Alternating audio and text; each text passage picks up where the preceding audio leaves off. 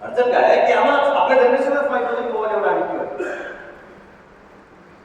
आम्हाला आता माहित पडायला लागले, सायंटिफिक कम्युनिटीमध्ये चर्चा व्हायला लागली, अरे आपण मोबाईल इन्व्हेंट तर केलाय, मुलांच्या हाती तर दिलाय, पण त्याचे परिणाम दूरवर जात आहेत. फॉर एक्झाम्पल, ऑस्ट्रेलियामध्ये आता 16 इयर्सच्या खाली मुलांना सोशल मीडिया अकाउंट ओपन करून सुद्धा बॅन. का हा एवढा मोठा निर्णय देशाच्या पातळीवर घ्यावा लागला? कारण आता माहीत पडतं आम्हाला की मोबाईलचे परिणाम काय होतात. त्याच्यासाठी हा आमचा छोटासा प्रयत्न आहे. मागच्या 4-5 वर्षांपासून आम्ही या मिशनवर निघालो.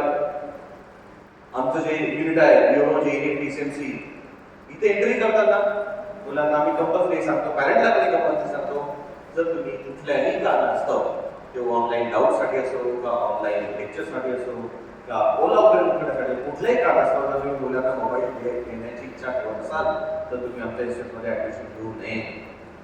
फर्स्ट आम्ही नियम बनवला. बनवताना मला जाम टेन्शन आलं होतं, कसं काय योग्य आहे का? पण नियम केल्यानंतर एक 5-6 महिन्यात आम्हाला जाणवलं की पॅरेंट आणि मुलं थँक्यू व्हायला लागले. सर ते चांगल्या निगडीत जातं, आमचे ओव्हरऑल बाहेर प्रगती.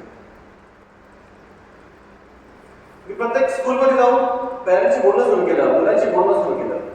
पॅरेंटिंगचे सेशन घेतोय. आज तो विषय नाही आहे, पॅरेंटिंग विषय नाही, आज फक्त विषय मोबाईलचा आहे. तर त्या सेशनमध्ये लक्षात आलं की नात्यांमध्ये जो दुरावा निर्माण झालाय त्याचं मेन कारण मोबाईल आहे. लहानपणी आपण जायचो गावी, नुसते खेळायचं नाही, सगळे आपले कझिन्स असे बसायचे, एकमेकांना काट्यांवर फेकायचं, मारायचं, मस्ती करायची, रडायचं, कॉम्प्लीट करायची. आणि आता आमच्या मुलं जेव्हा सगळे एकत्र भेटतात तेव्हा माइनक्राफ्ट कसा खेळायचा एकमेकांशी बोलतात. रोब्लॉक्स ना, रोब्लॉक्स बरोबर करेल, रोब्लॉक्स कसा खेळायचा ते बघताय.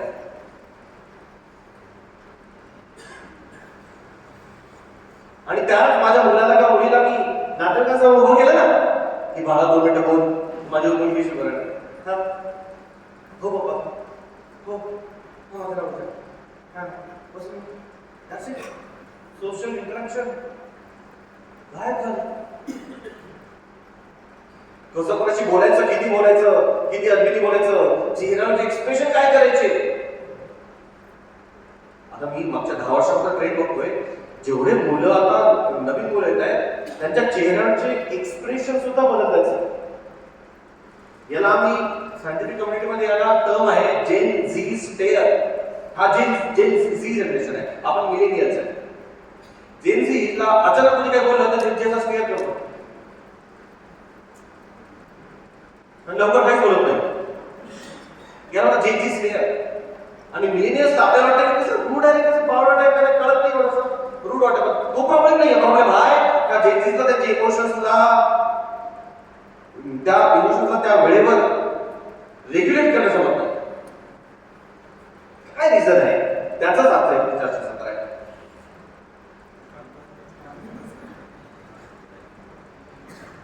आता चर्चासत्र आहे. सो किती जणांना वाटतं, खरं सांगा बघा, खोटं नका बघा, किती जणांना वाटतं की पॅरेंट्स, किती जणांना वाटतं की आपले मुलं ना लवकर ऐकत नाहीत का?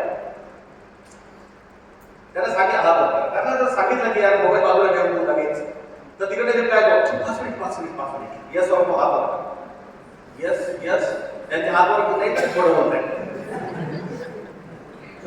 हात वगैरे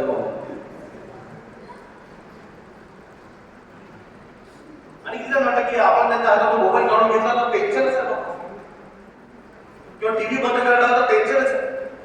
आणि घरी आलं की रागवलं त्यांना, इतक्या वेळ टीव्ही का बघतोय, टीव्ही बघू दिलं तरी आपल्याला टेन्शन, रागवलं तरी आपल्याला टेन्शन. याचा कसं करावं कळत नाही. याचा अर्थ असा नाही की मुलं डिसओबिडियंट होत आहेत. मुलांच्या हातात मोबाईल काढून घेतल्यानंतर मुलांना चिडचिड होत असेल, लहान मुलांच्या आधी आता आपण घ्यायला बघतो, आपण हॉटेलला जेवायला जातो, प्रत्येक जण आपापला मोबाईल आणून टेबलवर ठेवतो. काही तुम्ही बेंचेस लावलं करा ठेवतात. काही लहान मुलाच्या हाती आईवडिलांनी मोबाईल दिलेला असतो आणि ते तारक मेहता का उलटा चष्मा बघत असतो आणि आईवडील जेवण करतात. एखाद्या कार्यक्रमात लहान मुलगा आवाज करत असेल तर त्याच्या हाती त्याच्या आई मोबाईल देतात. बाबा तू शांत राहा, तू खेळ काहीतरी, म्हणजे मला पण शिकू त्याला शांतता, मला एक प्रोग्राम अटेंड करू दे. लग्नांमध्ये लहान मुलाच्या मोबाईल दिलेला असतो. बाबा तुम्ही करा काहीतरी खेळा आणि मोबाईल देऊ नका. एवढं अक्षरशः आणि रडून मोबाईल मागताय. याचा अर्थ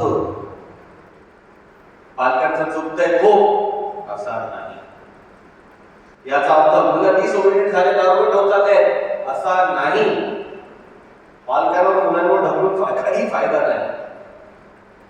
खरं तर this is a neurochemical hijacking.